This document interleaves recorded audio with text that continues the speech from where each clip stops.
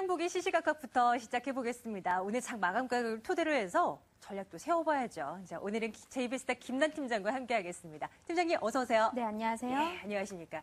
자, 시장 오늘 마감 어떻게 되는지 또 지수부터 확인해 봅니다. 다시 한번 체크해 드릴게요. 1993으로 마감 줬습니다. 이렇게 조금 장 초반에는 그래도 조금 올라가나 했는데요. 정강 후약의 장세로 마무리가 됐습니다. 1993, 2000선 이탈됐습니다. 자, 시장 분위기부터 확인해 봐야 되겠죠. 첫 번째 이슈 확인하겠습니다.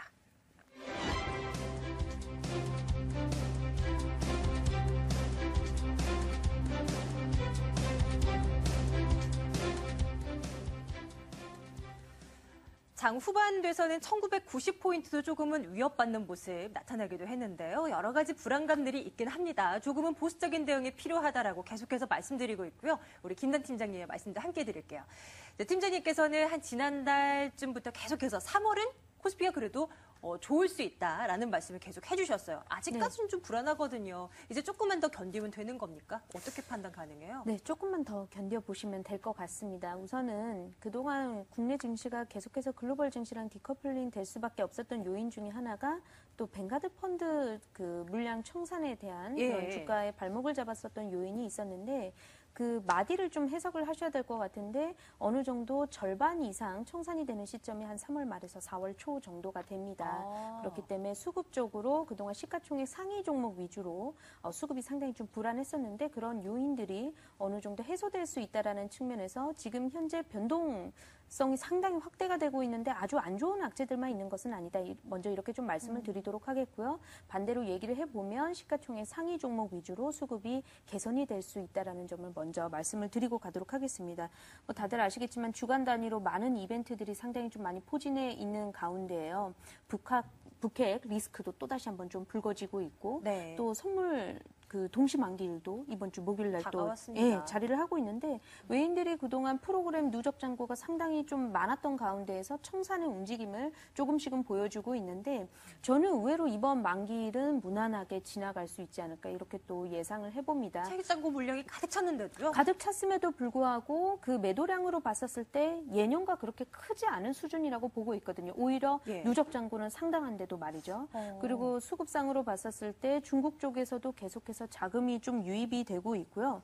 시가총액 상위 종목 위주로 지금 계속해서 거래소 지수가 2,000포인트에서 왔다 갔다 하고 있는데 2,000포인트 올라서려고 하면 주식형 펀드가 또다시 환매가 되는 그런 움직임을 계속해서 좀 보여주고 있는데 지금부터는 그동안의 좀 학습 효과로 인해서 2,000포인트를 강하게 좀 돌파를 할 수 있는 움직임도 조만간에는 좀 보여줄 수 있지 않을까. 왜냐하면 그동안 주가의 발목을 잡았던 뱅가드 펀드도 어느 정도 이제 청산이 될 거고 수급적으로 계속해서 안 좋았던 요인들이 지금 증시에 발목을 잡는 그런 요인들이 3월 말 이후부터는 어느 정도 좀 해소가 되고 나면 상대적으로 덜 올랐던 시가총액 상위 종목 위주로 올라갈 수 있다. 이렇게 좀 정리를 해드리고자 합니다. 그래서 대형주들 중심으로 조금 이제 관심을 돌려볼 필요가 있겠다라고 말씀을 해주셨던 거군요. 네, 계속해서 유동성 장세에서 종목들이 꾸준하게 올라가지 못하고 업종별로 나뉘어져서 이 업종 오르고 나면 그 다음날은 또 다른 업종이 올라가고 올랐던 업종은 또 떨어지고 계속 박스권 장세를 그려 나갔었는데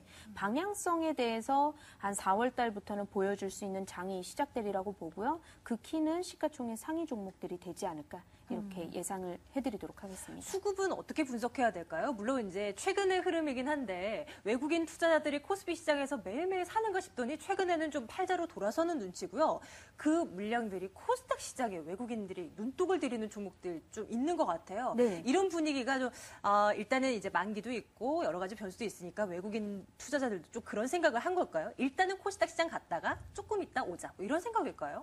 아무래도 그런 부분이지 않을까 싶습니다. 왜냐하면 환율 부분 때문에라도 수출주들을 상당히 좀 건드리기 힘든 상황에서 중국 쪽에서 양회가 지금 아직도 좀 진행 중에 있는데 부동산 얘기가 규제로 또 나오면서 크게 좀 시장에 부응하는 그런 분위기를 좀 낳고 있지는 않습니다. 물론 이제 미국 쪽에서는 경기가 호전이 된다라는 그런 얘기들은 나오고 있는데 아무래도 국내 증시를 둘러싸고 대기 자금은 상당히 많은 상황입니다. 예. 그렇지만 이것이 쉽사리 국내 증시로는 좀 들어오고 있지 못한 그런 상황인데 우리 개인 투자자분들 같은 경우 이런 것을 좀 주목을 해보셔야 될 것 같습니다. 기관들과 외인들이 꾸준하게 계속해서 시장과 상관없이 좀 집중적으로 좀 매수를 하시는 종목들만큼은 변동 장세에서도 좀 주목을 해보실 필요성이 있다라고 생각이 되고요.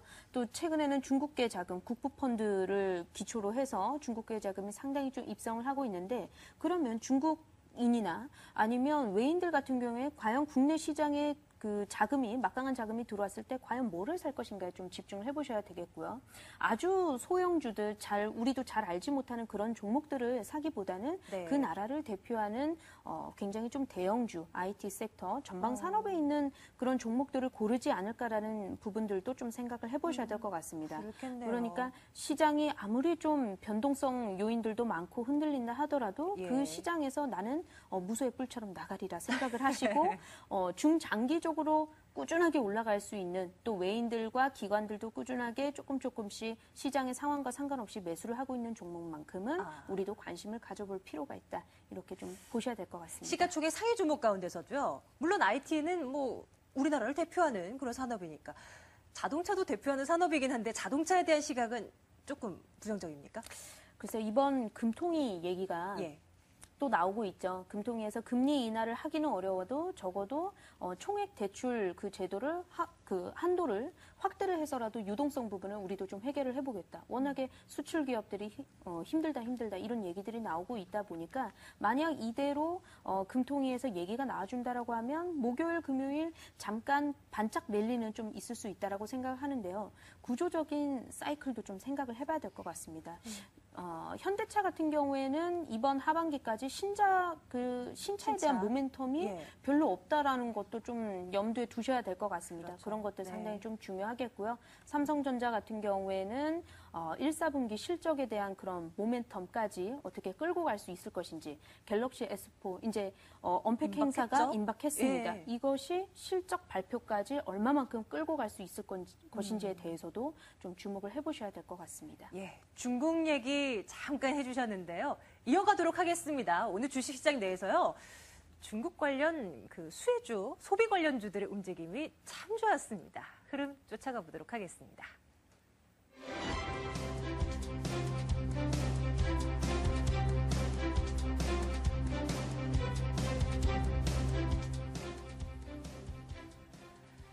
앞서서 살펴봤던 차트 움직임이요. 오스템 임플란트 주가 차트였습니다. 물론 뭐 정부 정책에 관한 이슈도 오늘 맞물려서 이렇게 좀 주목을 받았던 것 같아요. 이름은 중국 소비 관련주라고 이제 붙여놓긴 했는데요. 너무 광범위합니다. 물론 그 가운데서도 안 좋았던 종목이 있었으니까 좀 이제 구분을 지어서 체크를 해봐야 될 것 같아요. 요즘에 음식료품 업종 잘 나갑니다. 오리온 빙그레 괜찮고요. 또 앞서 살펴봤던 오스템 임플란트까지 정말 뭐 신고가 경신하는 흐름이 나타나고 있는데 이런 중국발 모멘텀을 가지고 더 올라갈 수 있는 종목들 뭐가 있을까요, 팀장님? 네, 우선은 양회가 지금 진행 중인데 후반부입니다. 후반부인데도 지금 시장에서 나오고 있는 얘기는 내수 소비 위주로 지금 정책이 마무리가 될 것 같다, 발표가 될 것 같다 이런 얘기들이 나오고 있습니다.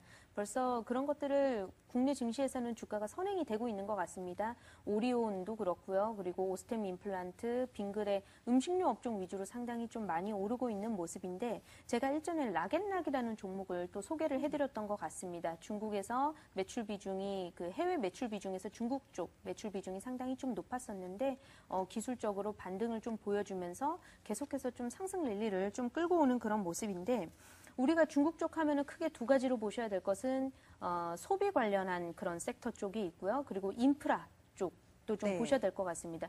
이번 그 정권에서는 신도시화가 이제 그 정권의 키워드인데 정책의 키워드인데 지금 현재 총리 같은 경우에 그동안 그 도시화에 관련된 박사 그 논문까지 쓰셨던 분입니다. 이쪽에 대해서 아주 정통한 분이다 이렇게 좀 알려지고 있는데 그동안 중국이 건설 쪽, 그다음에 교통, 항만 이런 시설을 늘리기에 좀 바빴다라고 하면 이번 정권에서는 확실히 좀 복지라든지 그리고 노인 정책과 관련된 그런 부분들, 교육들, 그런 부분들도 힘을 쓸 것이다. 하지만 이 부분만 힘을 쓸 수밖에 있는 것은 아니고요. 계속해서 그 도시화가 미치지 못한 그런 지역들이 있습니다. 중국이 워낙에 땅이 넓다 보니까요.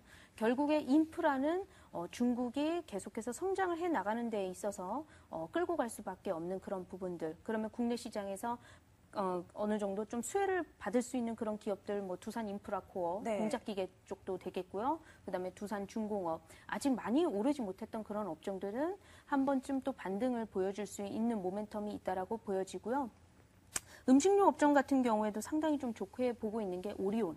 오리온은 굉장히 좋게 보고 있습니다. 빙그레도 마찬가지인데요. 빙그레랑 오리온이랑 느낌은 상당히 좀 비슷한데 매출 그 내용을 보게 되면 아직은 오리온에 좀 따라가지 못하는 그런 부분들이. 빙그레가요? 그렇죠. 오리온은 또 중국 쪽 매출 비중이 상당히 좀 크고요.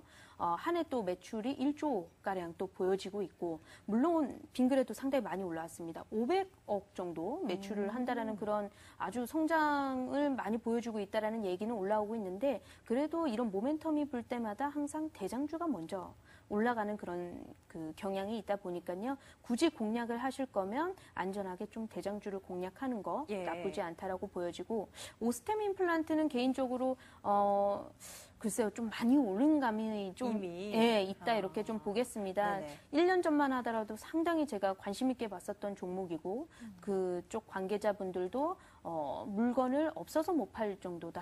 도대체 얼마만큼 팔고 있는지 대단하네요. 추산이 안 될 정도다. 이런 진짜요? 얘기가 들렸었는데 주가가 상당히 좀 선행이 되면서 많이 오른 감이 있겠습니다. 그래서 이런 종목들을 고르실 때는요, 반드시 눌림목에 접근하시는 전략이 좀 좋겠고요. 뉴스가 들린다 하더라도 너무 그 내동 매매를 하시게 되면은 단기적으로 또 물리게 되는 그런 분들이 또 그렇습니다. 있습니다. 그래서 예. 항상 매매하실 때에는 사이클을 보시고 매매하실 때에는 조금 호흡을 좀 가다듬으시고 중장기적인 관점에서 눌림목에서 접근을 하시는 것이 좋겠다고 말씀을 드리도록 하겠습니다. 예, 지적해 주셨지만 이미 뉴스가 나오고 나면 나만 아는 뉴스가 아니라 모든 사람들이 그렇죠. 다 아는 겁니다. 저희 방송도 사실 좀 선행해서 빨리 앞서서 나가야 되는데 이렇게 약간은 좀 후행적으로 나온 이슈를 가지고 이제 말씀해드린다는 좀 그런 부분 좀 고쳐야 되겠다는 생각도 해봅니다. 중국 관련 소비주 가운데서 또 화장품주 빼놓을 수가 없잖아요. 오늘 에이블CNC 주가 네. 한번 보고요. 좀 얘기 좀 나눌게요. 에이블CNC가 오늘 주가가 6%나 빠졌습니다. 한동안 얼마나 잘 나갔어요. 75,600원에서 6% 이상 급락했습니다. 이슈가 있었는데요. 서울 지하철 1호선에서 4호선까지 뭐 네네. 매장이 그 미샤 매장 있잖아요. 에이블CNC의 미샤 매장이 뭐 이제 계약이 종료돼서 뭐 철수된다라는 얘기가 있었습니다. 악재인가요? 이제 단기 악재에 그치는 거 아닐까요? 어떻게 봐야 돼요? 우선은 매출하고 연관되어 있는 부분들이기 때문에 단기 악재라고 보기는 조금 힘들 것 같습니다. 우리가 그 퍼블리싱 게임 업체 중에서 네오이즈 게임즈라든지 NC소프트 항상 주가가 급하게 하락을 했었을 때에는 항상 매출과 관련된 먹거리와 관련된 그런 매출 비중이 좀 낮아진다든지 아니면 그 매출에 대해서 훼손이 된다라든지 이런 얘기들이 나올 때마다 주가가 상당히 좀 많이 하락을 했었던 그런 부분들이 있겠고요. 또 기관들 같은 경우에는 이런 부분들은 어떤 식으로 또 리포트를 내는지 그런 것들도 상당히 좀 주목을 해보셔야 될 것 같습니다. 예. 우선 전국의 매장은요 한 600여 개 정도 있는데 이번에 철수되는 그런 매장 개수가 한 50여 개 정도. 그러니까 매출 비중은 한 10% 정도 줄어든다라는 거는 이미 지금 알고 들어가셔야 됩니다. 근데 오늘 왜 이렇게 또 급락이 나왔냐고 하니 원래는 에이블CNC가 이번에 계약이 연장이 되는 것으로 알고 있었습니다. 알고 있었는데 막판에 이렇게 불발이 되면서 오늘 결국에 이런 악재를 내놓았다라는 점도 좀 지켜보셔야 될 것 같고요. 그리고 그 경쟁사들 같은 경우에는요 상당히 좀 반사 이익을 누리게 되겠죠. 이번에 폐점되는 그 부분에 다른 업종이 들어서는 게 아니라 또 다른 그 경쟁사가 들어서게 됩니다. 하물며 에이블CNC는 매출을 낼 수 있는 지점은 줄어드는데 경쟁사는 다시 올라온다. 이런 부분들. 그동안 독점 영업권을 가지고 행사를 했던 부분들이 있었는데 이런 수혜를 내놓게 되는 거죠. 그렇게 되면 코스맥스도 상당히 제가 좀 주의 깊게 보는데 완전한 그 경쟁사라고 좀 보기는 힘들고 화장품 원료 업체라고 볼 수 있겠는데요. 최근에 FTSE 그 지수에 편입이 된다라는 얘기가 나오면서 상당히 주가가 견조하게 좀 올라왔습니다. 여러 가지 호재로 지금 엮여 있는 코스맥스 같은 종목들 좀 지켜보셔야 될 것 같고요. 네네. 한국콜마홀딩스도 좀 비슷한 취지고요. 중국 쪽 관련 소비 모멘텀까지 보유하고 있으니까요. 오히려 에이블 CNC를 보유하고 계신 분들은 너무 미련을 가지시기보다는 좀 다른 경쟁사들도 눈여겨보실 필요가 있다. LG생활건강 어떤가요? 퍼페이스샵. LG생활건강도 상당히 좀 대체 회사라고 좀 말씀을 드릴 수 있을 것 같은데요. 워낙에 가격 전략이, 상품 가격 전략이 조금 다르다 보니까 그런 것들, 워낙에 이제 LG생활건강 같은 경우에는 고가 라인에서부터 저가 라인까지 다 같이 이렇게 상품을 네네. 구성을 하고 있다 보니까요. 완전한 대체제라고 좀 보기는 힘들겠지만 역시나 반사 이익은 누려볼 수 있는 그런 자리지 않을까 이렇게 생각이 되고요. 에이블 CNC 마냥 하락만 하는 것이 아니라요. 최근에 이너뷰티 사업에 좀 진출을 했고요. 중국 쪽에서 조금은 이번 국내 폐점되는 이 개수를 중국 쪽에서 좀 메워보겠다라는 그런 의지도 좀 보여지고 있는 것으로 보는데 하반기 정도에는 어느 정도 주가가 회복을 할 수 있을지, 그러니까 매수 타이밍도 한번 노려봐야 되지 않겠나. 네. 무조건 떨어진다라고 보기는 좀 힘들겠고요. 다만 이런 장세에서는 경쟁사 진입을 했다가 또 이쪽에서 수익이 나면 또 에이블 CNC도 조만간 다시 한번 또 매수를 할 수 있는 그런 타이밍은 오겠다 이렇게 말씀을 드리도록 하겠습니다. 요즘에 또 화장품주, 게임주 이쪽으로 관심이 쏠리면서 에이블 CNC 가져오고 계신 분들도 많으실 텐데 오늘 상당히 좀 놀라셨을 것 같아요. 오늘 이제 세워드린 전략이 도움이 됐으면 좋겠습니다. 세 번째 이슈에도 종목 한 가지 넣어봤습니다. 이번엔 어떤 종목일까? 확인해 보겠습니다.